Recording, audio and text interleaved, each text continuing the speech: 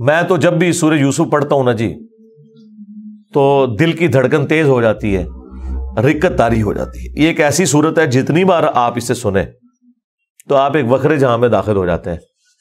کیا سوز و گداز ہے، ایک شخص جو اللہ کا پیغمبر ہے اسے اپنے بھائیوں سے تکلیف اٹھانی پڑ رہی ہے جو کہ خود ایک پیغمبر کی اولاد ہے، کافر بھی نہیں ہے، اور پھر اللہ تبارک و تعالیٰ انہیں کہاں سے اٹھا کر اس وقت کی جو سب سے بڑی آپ سمجھ لیں امپائر تھی کہ آج تو آپ کو مشرکین عرب کی تکلیفیں اٹھا کر مکے سے مدینہ ہجرت کرنی پڑ رہی ہے، لیکن ایک دن کہ آپ فاتح کی حیثیت سے مکے میں واپس، جس طرح آپ کے قبیلے کے لوگوں نے، قریش نے، جو اعلان نبوت سے پہلے آپ سے اتنی کہ آپ کو صادق اور امین کہتے تھے، اس لیول پہ آپ سے دشمنی نبھائی کہ آپ کو اپنا علاقہ چھوڑ، ایک دن آئے گا انہی لوگوں میں آپ فاتح بن کر آئیں اور اس وقت آپ بادشاہ ہوں، اللہ کے خلیفہ ہوں گے، اختیار آپ کے پاس ہوگا۔ جس طرح کہ یوسف علیہ السلام کو ان کے بھائیوں سے تکلیف اور انہوں نے ان کو بیچ دیا، وہ غلامی کی زندگی انہیں گزارنی پڑی، اس کے بعد جیل کی زندگی، اور الٹیمیٹلی اللہ مصر میں آپ سمجھ لیں بے تاج بادشاہی بنا، لیکن وہاں پہ بھی اینڈ رزلٹ کیا نکلا؟ لا تثریب علیکم اليوم، آج کے دن میں تم پہ کوئی گرفت نہیں کروں گا۔ اور یہاں پر بھی نبی علیہ السلام بھی جب آپ کو پتہ ہے مکے میں داخل ہوئے تو آپ نے وہی الفاظ دہرائے جو یوسف علیہ السلام نے دہرائے تھے، لا تثریب علیکم اليوم، آج میں تم پہ کوئی گرفت نہیں کروں گا۔ یار یہ اخلاق اللہ تعالیٰ ایک خاص انہیں یہ ملکہ دے دیتا ہے، وہ اپنے نفس پر اتنا قابو کہ اپنے دشمنوں کے لیے اتنا نرمی کا رویہ، تمام اختیار کے، یہ نبیوں کا ہی خاص ہے۔ اللہ تعالیٰ ہمیں بھی اس طرح کے اخلاق میں سے حصہ عطا فرمائے، آمین۔ اچھا، ایران والوں نے یوسف علیہ السلام کی پوری یہ جو بائیوگرافی سورہ یوسف میں آئی ہے، اس کے اوپر ایک تفصیلی فلم 45 اقساط کے اوپر بنائی، اس میں انہوں نے وہ پورے حالات و واقعات فلمائے ہیں اور آپ کو اس زمانے میں پہنچا دیا ہے۔ آپ یوسف علیہ السلام کے جو قید کے سال ہیں نا، وہ آپ کو بس وہ اس فلم کو دیکھ کے اندازہ ہوگا کہ یہ کیا تکلیف ہے جو انہوں نے کاٹی ہے، اور ایک چھوٹے سے بچے نے جو تکلیفیں اپنے بھائیوں سے کاٹی، ایسا بچہ کہ جس کی ماں بھی فوت ہو چکی ہے۔ میں کہتا ہوں نہیں، وہ فلم تو آپ جتنی بار دیکھیں، وہ ڈرامہ سیریل، انسان کے آنسو نہیں رکتے جس پرفیکشن کے ساتھ انہوں نے اسے فلمایا، اور ریالٹی تو اس سے بھی زیادہ دردناک ہوگی۔ تو ظاہر ہے اب یہ ایک فلم بن چکی ہے، اور میں نہیں سمجھتا کہ وہ مسلمان جو روزانہ ہالی ووڈ یا بالی ووڈ کی فلمیں دیکھ کر سوتے ہیں، ان سے یہ ڈرامہ سیریل مس ہو جائے، انہیں ضرور دیکھنی چاہیے۔ اور توحید جس طریقے سے انہوں نے اس میں بیان کی ہے، کمال کی توحید بیان کی ہے۔ چند ایک جگہوں پہ آپ کو اختلاف، میں شروع میں ایک بلو پرنٹ کے طور پر سورہ میں جو یوسف علیہ السلام کی بائیوگرافی آئی ہے وہ بیان کر دیتا ہوں، مختصر سی، تفصیلی میں نہیں کروں گا تاکہ آپ کا ٹیسٹ خراب نہ ہو۔ پھر آپ جب ان آیات سے گزریں گے تو آپ اس ٹیسٹ کو فیل کریں گے۔ حضرت یعقوب علیہ السلام کے بیٹے تھے، اور ظاہر ہے کہ ان کی لیگیسی کو آگے کسی نے تو لے کر، یوسف علیہ السلام کے 11 بھائی، ان میں سے ایک بنیامین تھے، جو ایسے بھائی تھے کہ ماں اور باپ دونوں، اور باقی جو 10 بھائی تھے وہ دوسری والدہ سے، وہ خالہ بھی لگتی تھی یوسف علیہ السلام کی، اور ظاہر ہے کہ ماں بھی تھی کیونکہ ان کے والد نے ان سے نکاح کیا ہوا تھا۔ 10 بیٹے اس ماں سے تھے، اور آپس میں ان کا حسد والا معاملہ ہو گیا شیطان کی وجہ سے، کہ اب باپ کی لیگیسی کو کس نے آگے لے کے چلنا ہے۔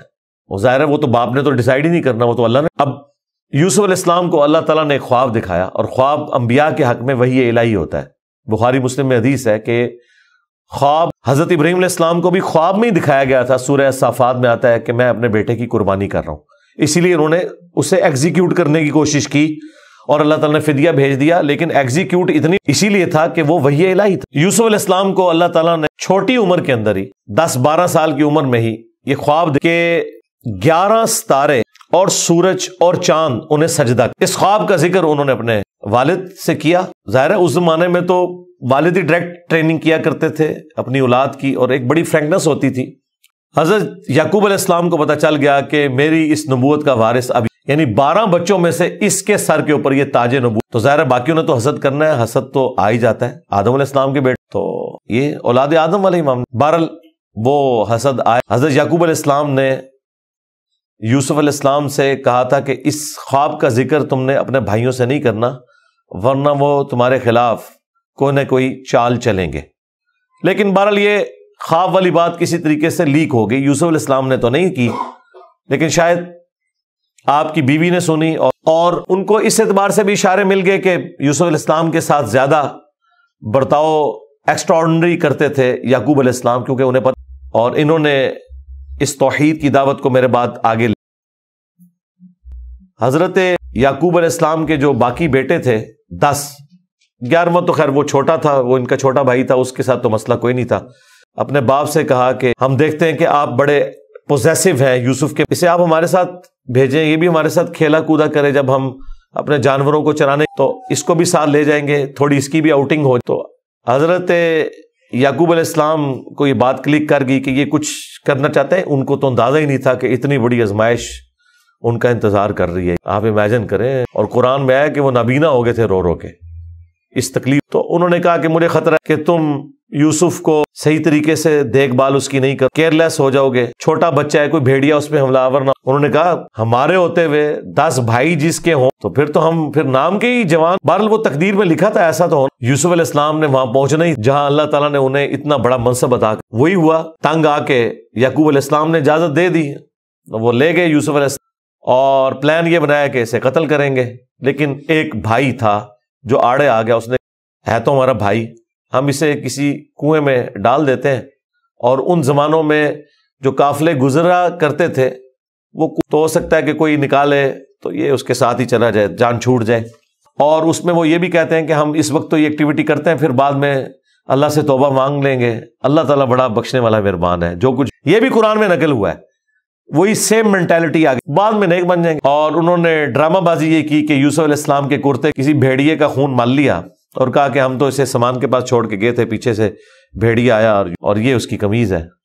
عشاء کے وقت روتے ہوئے آئے، رات کے وقت قرآن. حضرت یعقوب علیہ السلام کو سمجھ آ گئی کہ یہ میری آزمائش، کیونکہ توحید ایک ننگی، انہیں سمجھ آ گئی تھی کہ میں نے اپنے بیٹے سے جو اتنی شدید محبت، اللہ تعالیٰ مخلوق کی محبت کو برداشت نہیں کرتا، ایٹ لیسٹ ایک پیغمبر کے دل میں اس ایکسٹریم لیول، تو میری آزمائش شروع ہو گئی اب. تو انہوں نے کوئی بحث نہیں کی، انہوں نے کہا میں صبر کروں گا جو کچھ ہوا. ان کو پتا تھا کہ یہ اب اللہ کا فیصلہ ہے، جو کوئی تھوڑی بہت کوشش کی وہ کی، انہیں اینڈ پہ ان کا میں اب صبر ہی کروں گا جو اللہ ہے. وہی ہوا، ایک قافلہ وہاں سے گزر رہا تھا، انہوں نے پانی کے لیے ڈول ڈالا اور یوسف علیہ السلام کو اللہ تعالیٰ نے قرآن میں آیا، یوسف کو ہم نے تسلی دی کہ ایک دن آئے گا کہ تم اپنے بھائیوں کو جو انہوں نے یہ غلطی کی تھی ہم تمہیں سرخرو کریں گے. بہرحال ابھی تو تمہارے لیے، اور ظاہر جبرائیل علیہ السلام آنا شروع ہو گئے چھوٹی عمر میں ان کے پاس ان کی تسلی کے لیے، اسی لیے ڈھارس بندی. انہوں نے پانی کے لیے ڈول ڈالا یوسف علیہ السلام، اور بھائی جو ہیں چھپ کے یہ منظر دیکھ، انہوں نے کہا یہ نہ ہو یہ پھر واپس آ جائے. انہوں چند ٹکوں کے عوض، چند دراہم کے بیچ دیا، کہا یہ ہمارا غلام تھا تو بھاگ کے آئے گی ہمارا، اور جان چھڑائی اس طریقے سے. یوسف علیہ السلام بھی چپ کر کے، انہیں پتا تھا کہ میرے لیے فیصلہ ہو جائے، اور کس تکلیف سے وہ مصر تک پہنچے، اور غلاموں کا بازار لگتا تھا وہاں بیچنے، عبرانی غلام، اور پڑھنا لکھنا بھی جانتے تھے، ذہین بہت. تو عزیز مصر وہاں سے گزر رہا تھا، یعنی آپ سمجھ لیں بادشاہ کے بعد جو سیکنڈ، اس نے دیکھا کہ یہ تو شکل ہی غلاموں والی نہیں ہے، یہ کوئی ایکسٹرا آرڈنری بندہ ہے. اس نے خرید لیا اور لا کے اپنی بیوی سے کہا یہ میں خرید کے لایا ہوں، اولاد تو ہماری کوئی نہیں، ہو سکتا ہے ہم اسے ہی اپنا بچہ بنا. اور یوں یوسف علیہ السلام کہاں دور دراز کے شام کے علاقے جو سویلائزڈ بھیڑ بکریاں چرانے والے بدو لوگوں میں سے اٹھ کے اس وقت کی سب سے حکومت مصر کی، فرعونوں کی حکومت، آج تک آپ یہ اہرام مصر، گیزا کے جو ہے پیرامڈز یہ دیکھ رہے ہیں، یہ ان لوگوں نے تعمیر کیے ہوئے ہیں. وہاں پہنچ کے، اور قرآن کے الفاظ ہیں کہ ہم نے یوں اس کے لیے معاملہ علم حاصل کرے. ظاہر ہے کہ وہ کتنی بڑی بڑی میٹنگز ہوتی ہوں گی جس میں میٹنگ کا ارینجمنٹ کرنا، کھانے پینے کا ارینجمنٹ کرنا، اور ایک خادم کی حیثیت سے باتیں بھی سنتے ہوں گے. اور یوں وہ جوانی کی عمر کو پہنچ گئے. اب عزیز مصر کی جو ظاہر ہے کہ وہ ادھر کا جو ماحول تھا ایک بے حیائی کا، اس کا وہ شکار تھی. وہ صرف وہ نہیں تھی، اس کی قسمت مری ہوئی تھی اس اعتبار سے کہ آزمائش سب سے پہلے اس پہ پڑی، یوسف علیہ السلام کو اللہ تعالیٰ نے، تو وہ ان پہ فریفتہ ہو گئی اور اس نے کوشش کی کہ انہیں برائی پر دروازے بند کر دیے. قرآن کے الفاظ ہیں، برائی کی طرف بلایا، پہلے بلایا تو کسی، اور اللہ تعالیٰ نے قرآن میں کہا کہ اس عورت نے یوسف کا قصد کیا. یوسف اگر اپنے رب کی نشانی نہ دیکھ لیتا، اور وہ نشانی قرآن میں نقل نہیں ہوئی، اسرائیلی روایتوں کے ان کو ان کے والد یعقوب علیہ السلام کی شبیہ جو کہ یوں انگلی سے اشارہ کر رہے تھے کہ بیٹا یہ کام نہیں کرنا، اس طرف نہیں آنا، تو وہ بچ کے، ظاہر ہے اللہ نے فرمایا کہ یہ یعنی مخلص چنے ہوئے، ایک لفظ ہے مخلص جو اخلاص شو کرتا ہے، ہم مخلص ہونے کی کوشش کرتے ہیں، لیکن مخلص پیغمبر ہوتے ہیں جنہیں اللہ نے کہا ہم نے بچا، یعنی انبیاء بھی جو بچتے ہیں نا برائیوں سے، وہ اللہ کی مدد کی۔ بہرحال اس تکلیف سے وہ گزرے، خبر لیک ہو گئی، کیونکہ جب اس نے قصد کیا تو یوسف علیہ السلام بھاگے، اللہ تعالیٰ نے معجزانہ طور پر وہ دروازے کھول دیے، اور یہ سین جس پہنچا دیا جی انہوں نے اس جگہ پہ، اس فلم ایران والوں نے۔ بہرحال قرآن کے الفاظ ہیں، جب وہ دروازے کے اوپر پہنچے تو وہاں سے عزیزیں، اور پیچھے عورت بھی ہے، تو اسے بھی شک پڑ گیا۔ وہاں پہ کوئی سیانہ بندہ تھا جس نے کہا کہ یہ دیکھو کہ اگر یوسف کی قمیض آگے سے پھٹی ہوئی ہے تو یوسف جو ہے وہ مجرم، اور اگر یہ پیچھے سے پھٹی ہوئی ہے تو پھر وہ عورت، کیونکہ یوسف علیہ السلام بھاگے تھے، اس نے پیچھے دوڑ لگائی ان کو پکڑنے کے لیے، تو پیچھے سے، اور وہ پیچھے سے پھٹی نہیں۔ تو عزیز مصر کو پتہ چل گیا کہ اس عورت کی چال ہے، پھر بھی وہ جب اس کی خبر لیک ہوئی تو اس نے کہا میری تو دم کٹ گئی ہے، میں اب ساری کٹواؤں گی۔ اس نے وہ جتنی بڑے اشرافیہ وہاں مصر کا تھا ان دعوت پہ بلایا، اور سب کے ہاتھ میں ایک ایک چھری دے دی، قرآن کے الفاظ ہیں، اور اور یوسف علیہ السلام کو کہا کہ ان عورتوں کے ساتھ، تو قرآن کے الفاظ ہیں کہ جب یوسف علیہ السلام ان کے ساتھ، تو عورتوں نے بے خیالی میں کاٹتے ہوئے سیب کو اپنی انگلیاں بھی کاٹ لی۔ کاٹنے سے مراد یہ نہیں کہ وہ کٹ کے علیحدہ ہوگی، مراد یہ کہ اس پہ تھوڑا بہت زخم آیا، یہ اتنا نہیں ہے کہ وہ انگلیاں ٹوٹ ٹوٹ کے کوئی علیحدہ ہو گئی تھی۔ یا ڈاکٹر سرار صاحب نے اس کی اچھی توجیہ بیان کی ہے کہ ہو سکتا کسی عورت کی انگلی زخمی ہو، اور یوسف علیہ السلام چونکہ غلام تھے وہ اس کی طرف متوجہ ہوں کہ میں اس کو پٹی کر دوں یا اس کے لیے کچھ ارینجمنٹ کروں، تو باقی عورتوں نے یوسف علیہ السلام کو اپنی طرف اٹریکٹ کرنے کے لیے جان بوجھ کے خود ہی اپنی انگلی کاٹی ہو کہ تاکہ وہ متوجہ ہوں۔ اور جب یہ حالت ہوئی تو اس نے پھر کہا کہ ہاں یہ تھا جس کے لیے تم مجھے کر رہی تھی، تم لوگ بھی تو اس میں گرفتار ہو گئے۔ اور پھر اس کی ڈٹائی ہے، اس نے کہا کہ میں اسے برائی کی طرف بلا رہی ہوں، اگر اس نے یہ میری بات نہ مانی تو یوسف علیہ السلام نے دعا کی کہ یا اللہ مجھے جیل اس برائی کے عوض کہ میں تیرا مجرم بنوں۔ دیکھیں کوئی گناہ بھی نہیں کیا، برائی سے بچے ہیں، ہم ہوں تو ہم کہ ہمیں، وہ کہہ رہے ہیں مجھے انعام میں جیل مل جائے کہ میں ان کے شر سے۔ بہرحال پھر وہ بہانہ کر کے ان عورتوں نے جھوٹے الزامات لگا کے یوسف علیہ السلام کو جیل میں ڈلوا دیا۔ یوسف علیہ السلام بھی راضی تھے، آلموسٹ 9 سے 10 سال تک وہ جیل میں رہے، اور وہ جیل کا جو انہوں نے بندہ دیکھ نہیں سکتا، جو وہاں کس پرسی کی حالت تھی، بہرحال انہوں نے گزاری، لیکن آپ کے اخلاق سے دعوت توحید بھی وہاں پہ اور اسی دوران 2 ایسے قیدی تھے کہ ان دونوں نے الگ الگ خواب دیکھے، اور انہوں نے یوسف علیہ السلام سے کہا کہ آپ اچھے بھلے معلوم ہوتے ہیں، اگر آپ تعبیر بتا سکتے ہیں، اس کی تعبیر جو بتاؤں گا وہ تعویل ہوگی، پھر وہ مقدر ہو جائے۔ اور وہ خواب انہوں نے اپنا بیان کیا۔ ایک نے خواب یہ بیان کیا کہ میں نے یہ دیکھا کہ میں اپنے رب یعنی اپنے شراب نچوڑ کے دے رہا ہوں۔ دونوں کے قتل کے فتوے جاری ہو چکے ہوئے تھے، تو یوسف علیہ السلام نے اسے کہا کہ تم چھوٹ جاؤ گے۔ دوسرے نے دیکھا کہ میرے سر روٹیوں کا ایک ٹوکرا ہے اور اس سے جانور پرندے کھا رہے ہیں، تو ان کا تم سولی دیے جاؤ گے اور تمہاری لاش، اور وہی ہوا۔ اور قرآن کے الفاظ ہیں کہ جسے نجات ملنے والی تھی اسے یوسف علیہ السلام نے کہا چھوٹ جاؤ تو اپنے بادشاہ سے میرا ذکر کر کہ میرے ساتھ یہ زیادتی ہوئی، لیکن قرآن کے الفاظ ہیں کہ شیطان نے وہ ذکر بھلا۔ ظاہر ہے اللہ نے تو کوئی اور ہی فیصلہ کیا، اور یوں آلموسٹ 9 سے 10 سال ان کے جیل میں کٹ گئے، یہاں تک اس بادشاہ کا جو بیٹا ہے وہ تخت نشین ہوا، اور اس نے خواب دیکھا۔ ظاہر ہے بادشاہ کو اللہ تعالیٰ اس طرح کے خواب دکھایا کرتا تھا، مخلوقات کو دیکھنے کی ذمہ داری اللہ تعالیٰ نے بادشاہوں کے اوپر ہی رکھی کہ 7 دبلی پتلی گائے جو ہیں وہ نیل سے 7 موٹی گایوں کو کھا رہی ہیں، اور 7 خشک بالیاں ہیں، اور 7 جو ہے وہ۔ اب یہ بڑا ایک ایکسٹراڈنری خواب، اس نے اپنے وہ سارے تعبیر بتانے والے بلائے، سب کے سب عاجز۔ تو وہ جو چھوٹ چکا تھا ایک قیدی، وہ بادشاہ کا بڑا قریبی تھا جو اسے شراب بنا کے دیتا تھا، اسے یاد آیا کہ ہاں ایک شخص قید میں ہے، اور یاد کب آیا دیکھیں 9-10 سال کے بعد۔ اس نے کہا میں ایک ایسے تو وہ بادشاہ نے کہا ٹھیک ہے اسے لے آؤ۔ یوسف علیہ السلام نے تعبیر بتا دی جو باقی معبر نہیں۔ بادشاہ کو بھی لگا یہ تعبیر اسی طریقے سے کہ 7 خوشحالی کے سال آئیں گے، اور اس کے بعد 7 سال آئیں گے 7 ایئرز قحط سالی کے، جس میں آپ یہ والا غلہ جو سٹور کیا ہوگا وہ استعمال کریں گے، اور پھر اور ان 7 سالوں کے لیے آپ اپنی وہ والی گندم سنبھال کے رکھیں جو ان خوشحالی کے 7 سالوں میں خوب پیدا۔ تو بادشاہ نے کہا انہیں بلا کے لاؤ۔ انہوں نے کہا نہیں، پہلے میرا وہ مسئلہ حل کریں جو میرے اوپر الزامات لگا کے۔ پھر بہرحال وہ معاملہ بھی سیٹل ہوا، عورتوں نے مان لیا کہ یوسف علیہ السلام کی کوئی غلطی نہیں تھی۔ پھر یوسف علیہ السلام عزت کے ساتھ لائے گئے بادشاہ کے پاس، اور انہوں نے خود کہا کہ مجھے وزیر خوراک بنا دے، میں امین بھی ہوں اور ان معاملات کو ہینڈل بھی کر سکتا ہوں۔ پھر انہوں نے جس طریقے سے ان معاملات کو ہینڈل کیا اور کہا کہ آپ نے گندم کے دانوں کو بالیوں سے باہر نہیں نکالنا، یہ سٹوریج کا طریقہ بھی یوسف علیہ السلام کو اللہ تعالیٰ نے سکھایا۔ یوں گندم خراب نہیں ہوتی، سال ہر سال آپ استعمال کر سکتے ہیں۔ آج بھی گندم اسی طریقے سے اور وہی بھائی بالآخر گندم کی تلاش میں مصر آئے۔ انہیں تو پتہ ہی نہیں تھا کہ ان کا بھائی یہاں کا بے تاج بادشاہ بن چکا ہے۔ یوسف علیہ السلام نے انہیں پہچان لیا، ان تو سوچے نہیں تھا کہ یہ سب، تو یوسف علیہ السلام نے انہیں غلہ دیا اونٹ بھر کے، اور جاتے ہوئے خادمین کو کہا کہ ان کی جمع پونجی بھی آپ نے سامان کے اندر رکھ دینی ہے تاکہ یہ متاثر ہوں۔ اور پھر ان سے انٹرویو کیا تو انہوں نے کہا ہمارے تو اس طرح بھائی ہیں، ایک بھائی ہے وہ ہمارے والد صاحب تو اس کو اپنے سے جدا نہیں ہونے دیتے، اس کے اندر وہ اپنے اس بیٹے کو اور وہ بیٹا سامنے تھا۔ یوسف علیہ السلام کے بارے میں اللہ تعالیٰ فرماتا ہے کہ یوسف علیہ السلام یہ باتیں سن رہے تھے اور دل ہی دل میں کہہ رہے تھے، لیکن اللہ کی طرف سے اجازت نہیں تھی۔ ان کا اچھا پھر تم دیکھ رہے ہو اس بھائی کا بھی سامان میں تمہیں دیتا ہوں، اگلی بار اس بھائی کو ساتھ لے کے آؤ گے، ورنہ ظاہر ہے کسی بہانے سے تو بلانا تھا۔ اور واپس جب پہنچے انہوں نے دیکھا یہ تو اتنا فیاض بادشاہ ہے، اس نے تو ہماری وہ جو بھی تھا کوئی کاٹن لے کے گئے تھے، اس وقت تو بارٹر سسٹم، وہ واپس کر دی ہے۔ تو اپنے والد سے کہا کہ آپ اپنا وہ بیٹا بھی بھیجیں، وہ تو بڑا اچھا بادشاہ ہے۔ تو ان کا نا ایک دفعہ تم اسی کے بھائی کو لے گئے تھے، وہ واپس نہیں آیا، اس کو تو میں اب الگ نہیں کروں گا۔ آپ کون سے شیخ عبد القادر جیلانی ہے کہ آپ نگاہ مار کے یہ کچھ کر لیں گے؟ گندم کے لیے انبیاء ان کی اولادیں، اور یہ تو ہمیں سکھاتے ہیں کہ جی بڑے سے بڑا غوث قطب ابدال کسی صحابی کے پاؤں کی خاک بلکہ گھوڑے کے، تو قرآن میں تو کچھ اور ہی مل۔ اب بڑی فاقے آ رہے ہیں کہ کیا کریں، ان کا ٹھیک ہے بس دوسرا بھی اب دیتا ہوں۔ اور پھر اس میں انہوں نے ایک جملہ بولا کہ قریب ہے کہ اللہ تعالیٰ مجھے میرا یوسف بھی واپس کر دے۔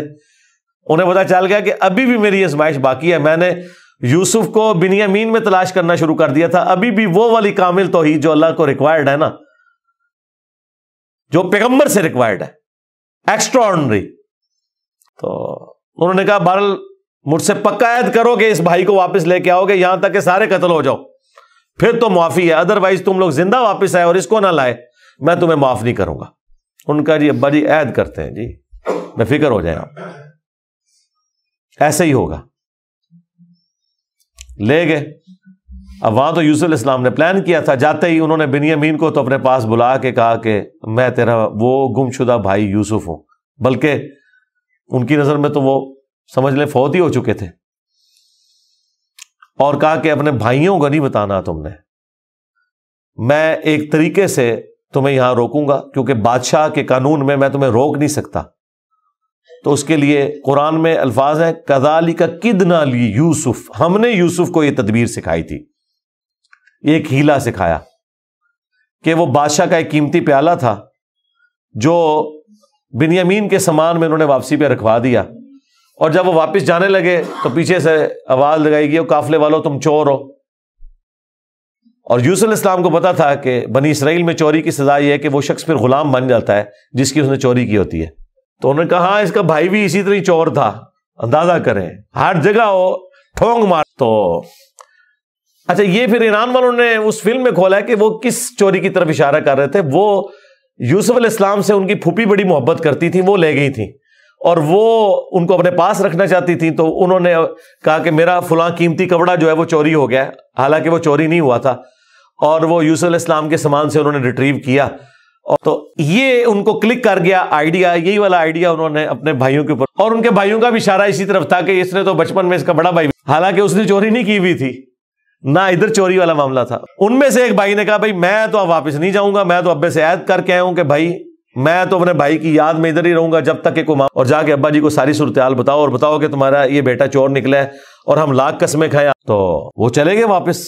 پھر حضرت یعقوب علیہ السلام نے ایک خط روانہ کیا، ریکویسٹ بھیجی عزیز مصر کو، انہیں تو نہیں پتا، اور وہ بڑے دردناک انداز میں انہوں نے اس فلم میں فلمایا۔ الٹیمیٹلی جب وہ اگلی دفعہ واپس آئے، انہوں نے کہا ہمارے ابا جی تو پہلے ہی نابینا ہو چکے ہیں، اب یہ دو جدائیاں کیسے برداشت کریں، ہم پہ ترس کھائیں۔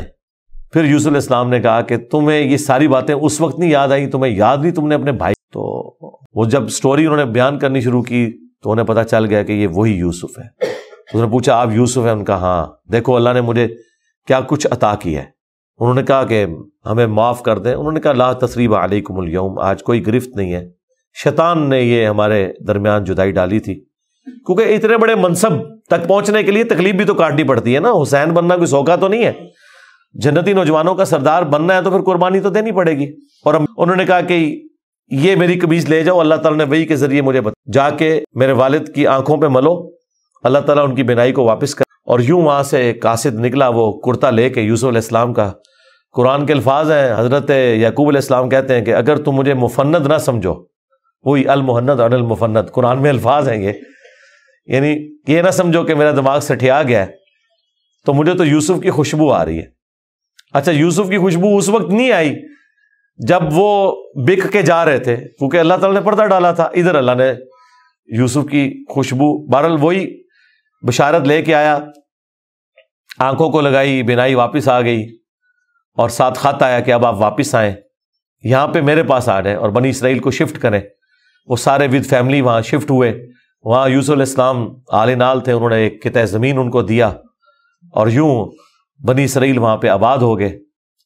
اور پھر حکومتی لیول پہ رہے، یہاں تک کہ وہاں پہ ایک نیشنل موومنٹ غالب آئی اور ان کو غلام بنا لیا گیا، جو کسی زمانے میں بادشاہت انجوائے کر رہے تھے.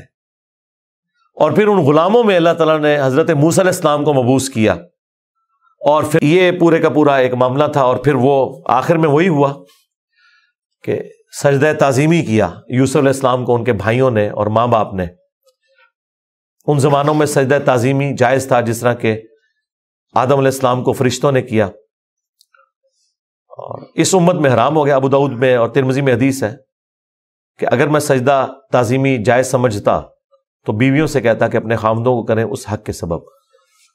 ابو داؤد میں تو الفاظ ہیں، ایک صحابی نے حضور کو سجدہ کیا، آپ نے فرمایا سر اٹھا کیا کر رہا ہے، جب میں فوت ہو جاؤں گا تم میری قبر سے گزرو گے تو کیا مجھے سجدہ کرو گے؟ انہوں نے کہا نہیں یا رسول اللہ. فرمایا مجھے کیوں سجدہ کر رہے ہو؟ اگر میں سجدہ جائز سمجھتا تو بیویوں سے کہتا کہ اپنے خامدوں کو کریں.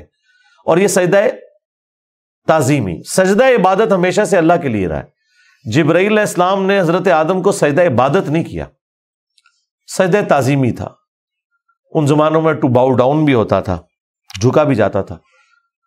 ہمارے نبی علیہ السلام پر اللہ تعالیٰ نے جو ختم، وہ اللہ کی طرف سے بھی ہو سکتے ہیں، شیطان کی طرف سے بھی ہو سکتے ہیں، نفس کی طرف سے، وہ تو وقت پورا ہوگا تو پتہ چلے گا. باقی نبی علیہ السلام نے کہا اب یہ نبوت کی خبریں ختم. اگلے زمانوں میں یہ ہوتا تھا، اللہ تعالیٰ غیبی خبریں دیا کرتا تھا غیر انبیاء کو بھی. اور یہ بھی تھا کہ سجدہ تعظیمی ہوتا تھا. اللہ تعالیٰ نے توحید بھی اس امت میں کامل کی کہ سجدہ تعظیم، اور اب کسی کے لیے سجدہ نہیں ہے. بل وہ سجدہ کیا تو یوسف علیہ السلام نے کہا ابا جان یہ دیکھ لیں، یہ تعبیر ہے میرے اس خواب کی جو میں نے وہ بچپن میں دیکھا تھا. سرکار وہ خواب بڑا دیکھا ہے، وہ تعبیر ہوندے اس کا مزہ لوٹنے کے لیے وہ بڑی تکلیف دہ چیز ہے. وہ جو آخری سین انہوں نے فلمایا یعقوب علیہ السلام اور یوسف علیہ السلام کی جو ملاقات والا سین ہے، وہ بندہ اس زمانے میں انہوں نے پہنچا دیا، جو ایران والوں نے وہ ڈرامہ سیریل بنائی ہے 45. بہرحال الٹیمیٹلی اللہ تعالیٰ نے اس سے نبی علیہ السلام کو بھی بتایا کہ اگر آپ اس تکلیف سے، یوسف علیہ السلام نے بھی تکلیف کاٹی، ہمارے نبی کی تکلیف پھر اس لیول پہ اللہ تعالیٰ نے 8 سال کے اندر ہی فتح مکہ کروا. لیکن بہرحال انبیاء کو کیسی کیسی تکلیف اٹھانی پڑتی ہیں. یہ واقعات سننے میں بڑے انٹرسٹنگ تو فیل ہو رہے ہیں، لیکن جب آپ وہ فلم دیکھیں گے نا تو آپ کو اندازہ ہوگا کہ جس پہ یہ گزر رہی تھی اس کے لیے کتنی تکلیف دہ چیز، اس کو ہم امیجن بھی نہیں کر سکتے. آج بات کرنا آسان ہے، اللہ تعالیٰ نے انبیاء کرام علیہ السلام کو تکلیف سے گزار کر مرتبہ دینا ہوتا ہے. ہمارے نبی علیہ السلام کو بھی اللہ تعالیٰ نے اتنا جو اعلیٰ مقام عطا فرمایا تو اس کے اگینسٹ پھر انہیں تکلیف بھی برداشت کرنی پڑی.